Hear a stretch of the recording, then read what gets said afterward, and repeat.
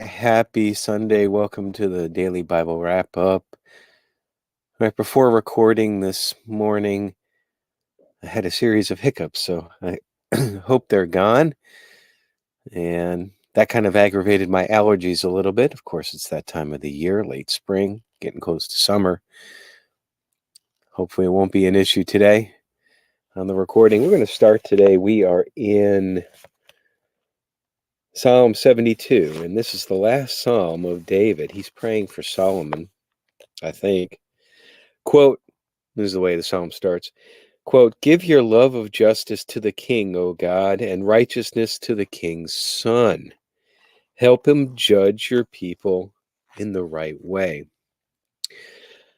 I think this is a good reminder that we should always pray for our leaders, whether we agree with their positions or not, because when we pray for them, we're praying for God to, quote, again, remember, help him or help them judge your people in the right way. So we're asking for God's wisdom for whomever is leading to be leading with God's wisdom, not ours.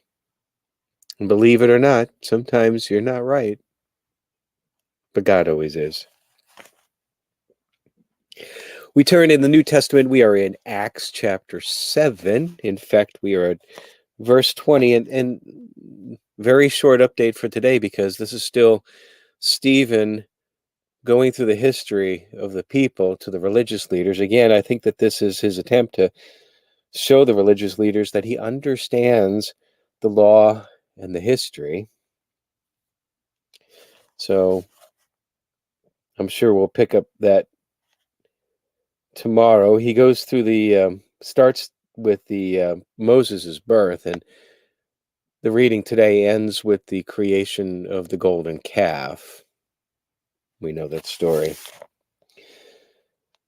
Old Testament, we are in 2 Samuel 16, starting in verse 15. Family fractured for sure here.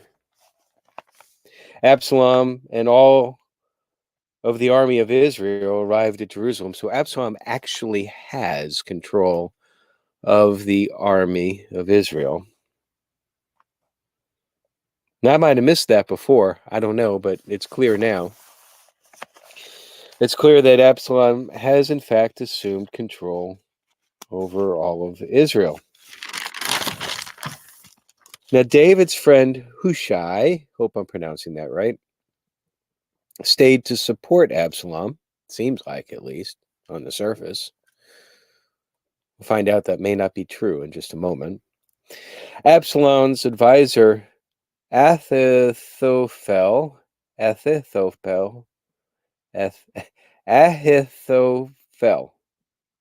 tough one to pronounce, said that Absalom should sleep with all of David's concubines to basically humiliate David and to show all of Israel that he has insulted his father beyond reconciliation. So Absalom does that.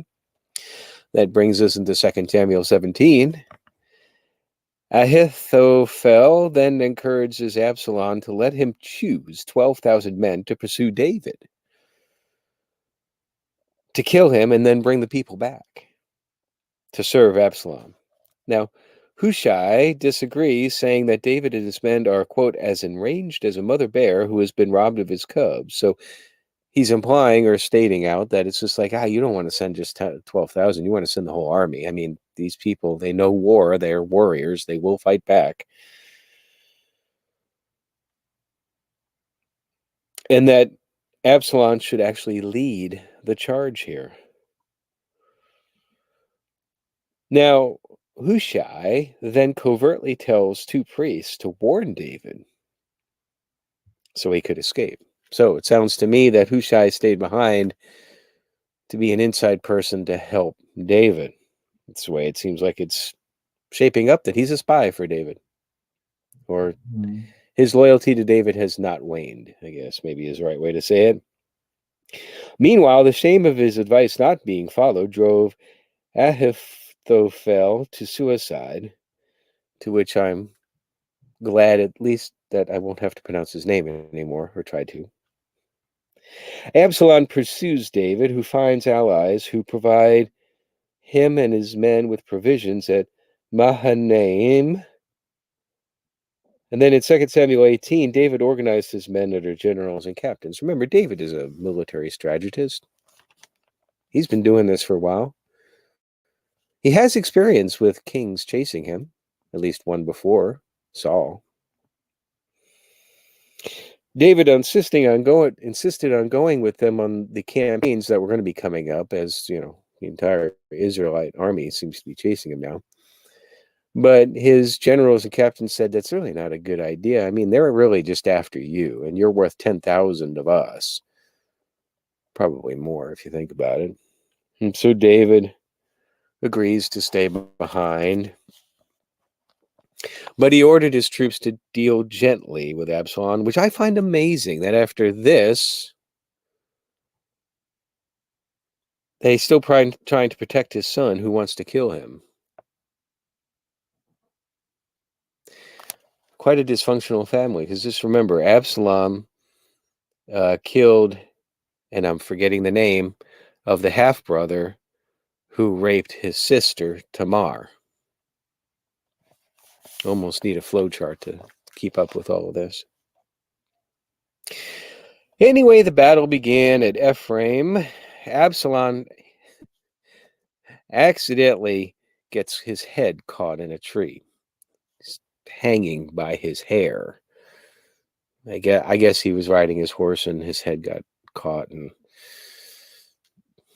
that's a tough predicament to be in. And of course, David's forces, Joab, finds him, and he had ordered one of the other soldiers, I think, to kill him, but the soldier refused, saying that they couldn't kill the Lord's anointed one.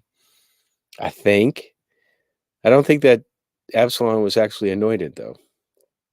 I might be confusing that, so don't quote me.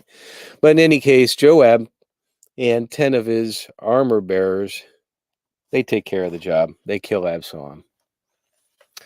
And that's where we leave off today. Interesting story as we continue in Samuel, which just seems to be, if you put Samuel 1 and 1 Samuel and 2 Samuel together, it's like a very, very long book. I can see why they divided it into 2 scrolls. But like I said, that's it for today. So I hope you have a wonderful Sunday. And remember, live today as if the king's coming back today. Take care.